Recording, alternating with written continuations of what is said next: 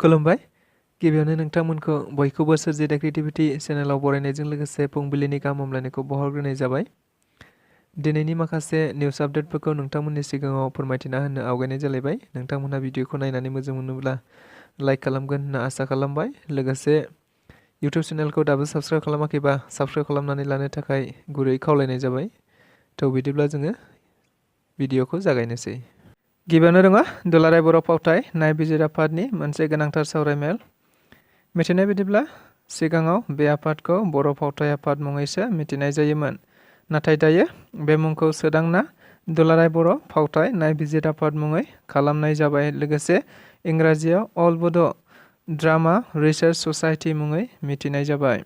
मख'जाथावदि मैयानि उदालगुरि जिल्लानि कारगिल कनफारेन्स हलाव जानाय बे सावरायनायाव बे आफादनि मानगोनां आफादगिरि गलक ब्रह्म बिथाङा खौरांगिरिफोरनि सिगाङाव बुंथिनाय बायदिब्ला फावथायनि गेजेरजों बर' हारियाव मोनसे जांख्रिखांनाय लाबोनो नागिरदों। लोगोसे फावथायनि सायाव गोबां आयेनफोर बिथांमोनहा दिखांना लानाय जादों होननाबो खौरांगिरिफोरनि गेजेरजों बिथाङा बुंथिबावदों। मानगोनां आसामनि बारग' रायजो बेंगिरि प्रफेसर जगदीश मुखी बिथांखौ मान बावनाय जायो। मिथिनाय बायदिब्ला मैया बिटिआरनि मानगोनां गाहाय मावफुं सोद्रोमा प्रमद बर', लेङाइ गाहाय मावफुं सोद्रोमा गबिन्द बसुमतारी आरो एमपि रोनगोरा नार्जारी बिथांमोनहा आसामनि बारग' रायजो बेंगिरि प्रफेसर जगदीश मुखी बिथांखौ गोबां समाव गोबां बिहोमा होबोनायनि थाखाय बिथाङा आसामखौ नागारनायनि सिगाङावनो बिथांखौ गांसे मान बिलाइ, गांसे सेरजा आरो आर'नाइजों बिदाय होनाय जायो होननानै मिथिनो मोननाय जादों। एसिडजों सारना गाग्लोबनाय मोनसे गिख्रंथाव जाथाया जादों मैया गसाइगावआव मोनाबिलि 6 रिंगासोआव गसाइगावआव पद्माबिल गामिनि उकिल आब्दुस आहमेद मुंनि सुबुंखौ गावनि न'आवनो सासे सिनाय मोनै दुथाङा एसिडजों सारनानै गाग्लोबनाय जायो। मख'जाथावदि बिथां उकिलखौ क'क्राझार आर.एन.बि देहा फाहामसालियाव थिसननाय जादोंमोनब्लाबो गाहामसिन फाहामथायनि थाखाय गुवाहाटीसिम लांनाय जाबाय होनना मिथिनो मोननाय जादों। लोगोसे गसाइगाव उकिल आफादा दुथां दायनिगिरिखौ थाबैनो हमनानै साजा होनांगौनि थाखाय गोख्रों दाबि दैखांनाय जायो। लोगोसे मिथिबावनाय बायदिब्ला दुथाङा उकिलनि न'आव रावबो गैयै सुजुगखौ लानानै न' सिङावनो हाबना दंखायोमोन। उनावनो उकिला कर्टनिफ्राय न'आवल' हाबदोंमोन। बेयावनो दुथाङा एसिडजों सारनानै खारो। उनाव दुथांनि उन गामिनि रायजो राजाफोरा होसोदोंमोनब्लाबो नाथाय हमनो हानाय जायाखिसै होनना सुलुंनिफ्राय मिथिबावनाय जादों। बिटिआरनि गाहाय मावफुं सोद्रोमा प्रमद बर' बिथांनि फोरमायथि रादाब। सुलुंनिफ्राय मिथिनाय बायदिब्ला फैगौ 27 फेब्रुवारिनिफ्राय 2 मार्चसिम क'क्राझाराव थानाय बडलेण्ड इउनिभार्सिटियाव जानो गोनां बडलेण्ड इन्टारनेशनेल नलेज फेस्टिभेलनि गासै बाथ्राफोरखौ फोरमायथिना होनाय जादों। जेराव बिथाङा बुंनाय बायदिब्ला बे फोरबोनि गेजेरजों बयबो सुबुंथिखौ गाहामै आरो सुबुंनि जिउआव गाहाम आरो जौगानायाव हेफाजाब होनायनि मोनसे गियान होनना बुंथियो।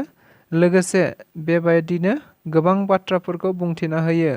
मख'जाथावदि बिथां गाहाय मावफुं सोद्रोमाया बुंथिबावनाय बायदिब्ला दायो 35निबो बारा गुबुन हादोरनि आलासिफोरा थिग जाखाबाय आरो भारतनि गुबुन गुबुन इउनिभार्सिटिनिफ्राय गोबां रोंगौथि गोनां 60निबो बारा सुबुंफोरा बे हाबाफारियाव बाहागो लाफैगोना रोखा जाखाबाय होननाबो फोरमायथिबावो। बेनिखायनो बे हाबाफारियाव बयखौबो फैनानै बाहागो लाफैनो थाखाय गुरैयै खावलायहरनाय जाबावो। जनाय महकुमानि सिङाव थानाय मुरखं सेलेक्ट कलेज बर' आयदानि बिबुंगोराखौ सिगांनि बादिनो लाखिनांगौनि दाबि। जों बयबो मिथिगौ थांनाय 13 फेब्रुवारि खालि मुरखंसेलेर फरायसालिमा आरो सिलाफोथार फरायसालिमानि जाथायखौ। जाथाया जादोंमोन कलेजनि बर' बिफाननि बिबुंगोराफोरखौ लानानै। मिथिनाय बायदिब्ला मुरखंसेलेक कलेजाव हरेन ब्रह्म आरो सिलाफोथार पुर्बान्चल कलेजाव रंजालु बसुमतारी बिथांमोनहा गोबाव समनिफ्रायनो कलेज गभर्निं बडिया थिसनथाइ होनाय बादिनो बर' बिफानाव मावबोगासिनो दंमोन। नाथाय सरकारा 13 फेब्रुवारि खालि बे कलेजाव बर' बिफाननि थाखाय गोदानै थिसनथाइ आनजाद लानाय जायो।